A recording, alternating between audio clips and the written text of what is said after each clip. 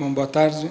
Eu gostaria de agradecer aos organizadores do evento e parabenizar, porque eu já acho que parte da sua função já foi cumprida pela manhã de hoje, foi muito interessante. E a minha participação vai ser breve. Eu vou pedir licença para ler e fazer uma ressalva que o Artigas, como homenageado, ele não é objeto de coisas que eu tenho estudado. Eu estudo a obra dele, mas não o personagem, o militante, o professor, ou seja, toda essa figura única que tem outras dimensões além do próprio projeto. Eu tento identificar apenas um sistema espacial arquitetônico que está relacionado com a pesquisa que o Artigas realizou. Então, ele não é diretamente um objeto de estudo, mas sim a sua obra formando esse sistema espacial. Então, essa tarde aqui vai ser uma oportunidade de eu tentar estender essas considerações sobre o espaço e sobre a obra, um conjunto de obras, ao personagem em função da homenagem. Eu vou ler em seguida. Ao receber importante prêmio ibero-americano de letras em 2014, o crítico Silvano Santiago publicou um texto na Folha de São Paulo intitulado Anatomia da Formação. Neste texto, sobrepõe a formação da literatura brasileira no clássico livro de Antônio Cândido à sua própria formação de jovem intelectual, na qual esse livro teve papel fundamental. Agora maduro, o crítico carioca Silvano Santiago reforçava nesse artigo o limite de tal conceito de formação, paradigma acadêmico de várias gerações, especialmente nesta universidade. A formação da literatura brasileira, um sistema literário completo, a teria levado à plenitude, de Machado de Assis até Guimarães Rosa.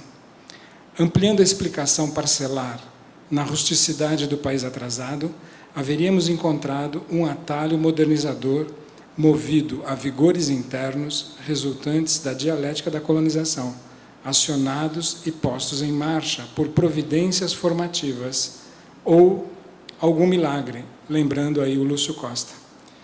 Esse paradigma da formação, segundo o crítico carioca, não seria mais apropriado para pensar o país e sua evolução a partir da crise contemporânea. E aí eu, por conta própria, digo da globalização. Não haveria mais possibilidade de dinâmicas sociais isoladas, de autonomia nacional, que estavam na base desse conceito de formação dessa geração. Isso nos leva, nesta homenagem, à luta nos anos 40. Era imperativo encontrar essa dinâmica interna e confrontá-la politicamente ao influxo externo. Não faltaram diagnósticos, são os chamados ensaios de formação. Gilberto Freire, Buarque de Holanda, Caio Prado, Florestan Fernandes, o próprio Antônio Cândido, que dá uma espécie de síntese disso que ele chama de formação, né? Todos esses ensaios tentavam dar exatamente essa ideia de que um país poderia ser formado a partir da ênfase e do acionamento de uma dinâmica interna em relação às influências que pudessem vir do exterior. Podemos lembrar rapidamente do próprio Caio Prado, para fazer uma aproximação, vamos dizer, política com o nosso homenageado. Ele foi o primeiro a anunciar a subordinação da vida na colônia às determinações da metrópole. A formação surge na direção contrária, um vetor espiritualizado opondo-se à realidade redutora, o atraso que é determinado de fora. Para Caio Prado e vários dessa geração em diferentes áreas de atuação, o nacionalismo era a Revolução Brasileira, a imposição da nossa dinâmica social livre, então submetida aos desígnios do imperialismo, ou seja, da ordem externa, do influxo externo. Dinâmica interna versus determinações externas predatórias. Música e literatura teriam chegado à plenitude nesse esquema de formação. O país, a sua porção popular e avançada, poderia fazer o mesmo. Tratava-se de expandir a vontade de ter literatura à vontade de ter um país. voluntarismo substituindo o processo histórico claudicante, que era o processo de formação da nação brasileira. Esse processo heterodoxo de implantação do capitalismo no Brasil não permitia que aqui se reproduzisse uma espécie de etapismo em direção à sociedade avançada, à sociedade moderna. Então, essa deficiência política do processo fora substituída por uma vontade. Esse era o papel do artista moderno e, na USP, do intelectual militante. Estes não seriam a vanguarda política de partidos de massa, porque a massa, era disforme, mas sim seriam líderes de potencialidades culturais que poderiam configurar a modernização social, uma espécie de liberação pelo espírito. Vila Nova Artigas foi um formador por excelência, não apenas por causa da sua estratégia, mas por sua inserção histórica como intelectual tipicamente uspiano, naquele momento único do engajamento social da universidade e o desenvolvimento do país. Teve papel central nesse movimento de modernização social e cultural que caracterizou o Brasil entre 45 e 64.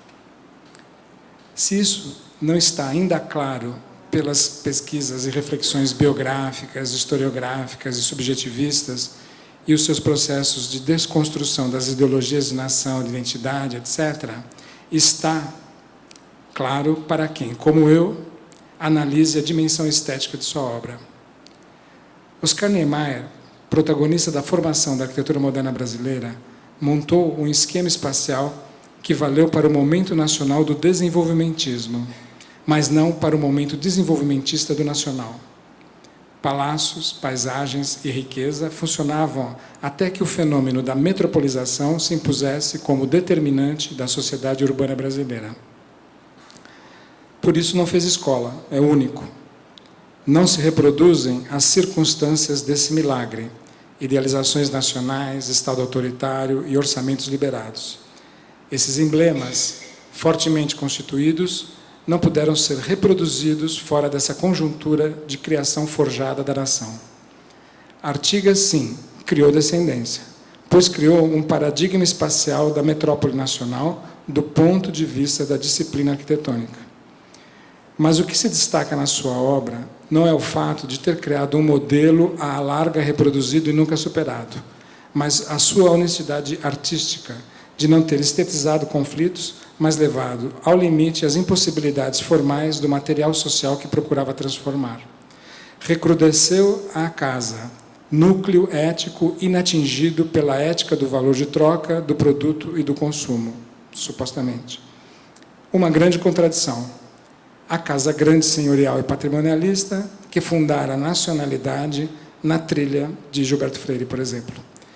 Essa casa deveria ser retroativamente liberada para a verdadeira sociabilidade solidária. Sua latência de solidariedade seria acionada com um gesto, lembrando a peteca na estante de Lúcio Costa, novamente, mas não por acaso. A socialização da sociedade passava pela zona dos afetos de uma casa livre, nossa dinâmica interna, como era necessário à formação. E foi sempre isso que ele desenhou.